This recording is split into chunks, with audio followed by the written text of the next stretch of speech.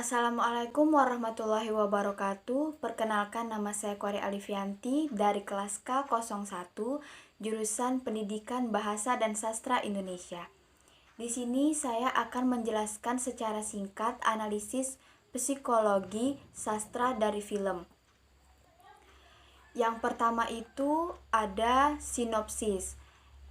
Sinopsis yang saya ambil ini ada dari cerita Marmut Merah Jambu yang dibuat oleh Raditya Dika sendiri dan difilmkan oleh Raditya Dika sendiri. Yang cerita berawal itu dari suatu hari Dika, seorang pemuda yang canggung, datang ke rumah Ina, cinta pertamanya, dan membawakan 1000 origami dan surat undangan dari Ina yang karena besok Ina itu akan menikah. Selanjutnya Dika datang ke rumah Ina, disambut oleh Bapak Ina yang sangat galak. Bapak Ina ini curiga bahwa Dika datang untuk kasus cinta lamanya yang belum selesai, dan Bapak Ina ini berpikir bahwa Dika akan menggagalkan pernikahan anaknya tersebut, melainkan sesungguhnya Dika ini sebenarnya tidak ingin menggagalkan pernikahan Ina, melainkan Dika ini ingin bercerita sedikit masa lalu tentang Ina dan Raditya Dika sendiri. Selanjutnya seiring berjalannya waktu, seiring Dika ingin bercerita ke masa lalu, kita melihat masa lalu Dika secara visual. Dika menceritakan ia memiliki sahabat dari SMA dulu yang bernama Bertus. Sahabatnya ini tidak kalah cemen dengannya. Pada masa itu, Dika yang SMA jatuh cinta kepada Ina secara diam-diam.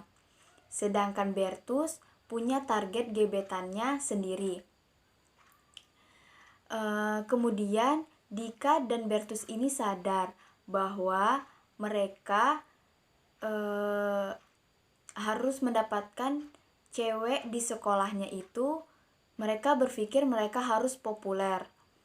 Nah, usaha untuk populer mereka yang mereka buat itu akhirnya berhasil dengan mereka membuat grup yang bernama grup detektif. Tetapi grup detektif ini bertambah satu orang sahabat yang bernama Cindy.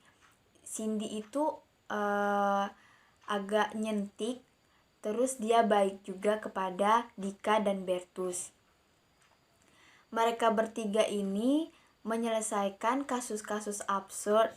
Yang pertama itu kasusnya adalah hilangnya bola basket di sekolah. Kemudian kasus berikutnya itu adalah surat ancaman kepada ketua OSIS. Dan selanjutnya itu adalah mereka berhasil, dan semakin lama banyak kasus-kasus yang datang ke mereka dan meminta bantuan mereka untuk menyelesaikan kasus-kasus berikut.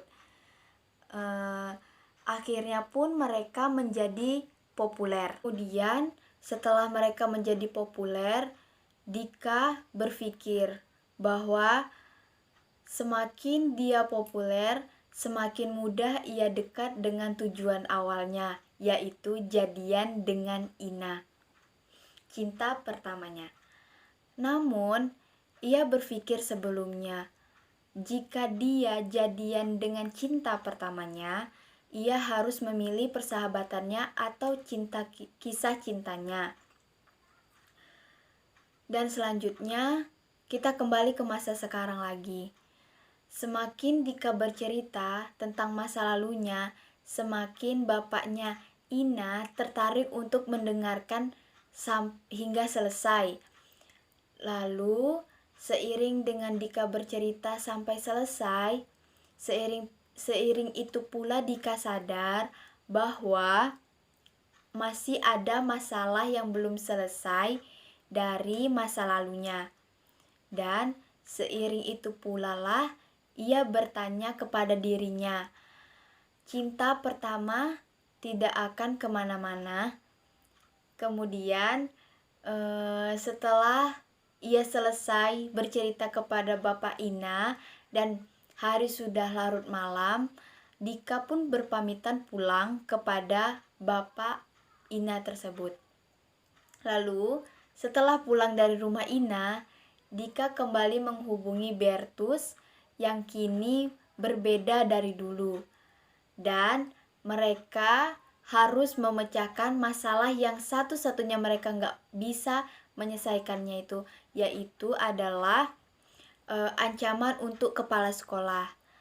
Dan untuk itu juga Dika, Bertus menghubungi Cindy untuk segera menyelesaikan masalah yang belum mereka selesaikan terlebih dahulu. Kemudian di dalam analisis psikologi sastra dari film ini ada juga yang kedua, karakteristik dari tokoh utama dari film Marmut Merah Jambu ini. Dari film Marmut Merah Jambu ini, karakteristik tokoh utamanya itu adalah Raditya Dika sendiri, yaitu Dika. Raditya Dika ini ia sangat baik, ramah kepada semua orang, kemudian teguh pendirian, bertanggung jawab. Karena mereka bertanggung jawab, kenapa saya bilang bertanggung jawab? Karena Raditya Dika sendiri ini ia harus menepati janjinya untuk terus bersama-sama bersama sahabatnya. Yang kedua, ia pun sangat sopan, dan selanjutnya itu dia agak keras kepala karena di dalam cerita itu mereka bertiga sempat bertengkar dan hampir berpisah persahabatannya. Kemudian yang terakhir ini adalah biografi dari penulis atau pembuat film ini.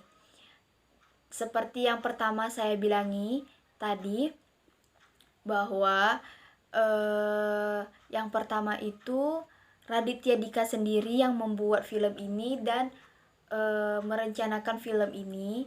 Raditya Dika ini yang bernama lengkap dengan Dika Angkasa Putra Mowarni Nasution. Ia lahir di Jakarta 28 Desember 1984. Ia ini adalah seorang penulis, sutradara, komedian, dan aktor. Kemudian buku pertamanya itu adalah yang ia buat itu berjudul Kambing Jantan. Buku Kambing Jantan ini termasuk kategori bestseller. Kemudian di dalam buku Kambing Jantan ini menceritakan tentang kehidupannya yang ia berkuliah di Australia. Dan juga masih banyak buku-buku yang ia tulis seperti Radikus Makankus, Ubur-ubur lembur, dan masih banyak lagi. Dan mungkin ini saja yang dapat saya sampaikan dari analisis psikologi sastra dari film.